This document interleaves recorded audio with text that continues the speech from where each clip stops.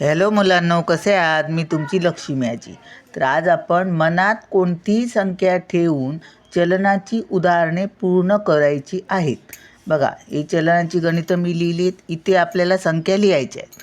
आता मनात संख्या कुठे धरायची? एक्सच्या जागेवर काहीतरी पकडायचं. कोणतीही संख्या पकडा. आता आपण 2 पकडूया. धरा. बेचोक 8. 8 आणि 5 किती? 13. लिहा इथे 13. इथे घ्या 5 घ्या. 5 दुने 10. 10तून 5 गेले किती?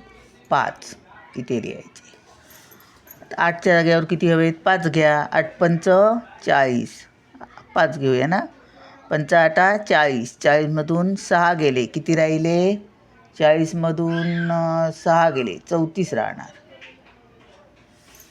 बघा, 34 आणि 6 40 बरोबर. 9x. इथे किती? 3 घेऊया. 9 त्रिक 27. 27मधून 5 गेले. किती राहिले? सॉरी थांबा.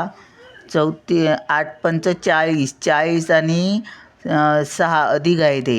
40 आणि 6 46 होणार. 9 त्रिक 27. 27मधून 5 गेले. 22 राहिले. इथे किती? 2 घेऊया. चला. 12 दुने 24. 24 आणि 4 किती? 28.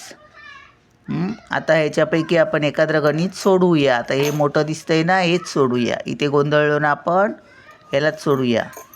इथे एक्सची किंमत 5 यायला पाहिजे.